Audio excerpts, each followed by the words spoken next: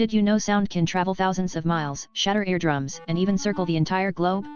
Prepare to have your perception of loud fundamentally changed.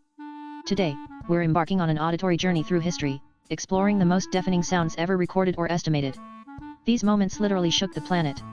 Our first stop, 1883, the catastrophic eruption of Krakatoa.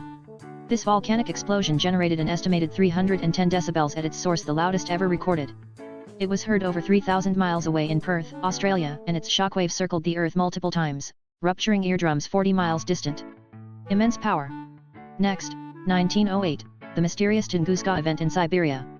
An enormous airburst, likely from a meteor, flattened over 80 million trees across 2,000 square kilometers. The sound was estimated around 185 decibels at 5 miles, audible hundreds of miles away, equivalent to 15 megatons of TNT. Finally, humanity's contribution, the Tsar Bomba. Detonated in 1961, this Soviet hydrogen bomb was the most powerful explosive ever created, yielding 50 megatons. The blast generated sound audible over 600 miles away, its shockwave circled the Earth 3 times.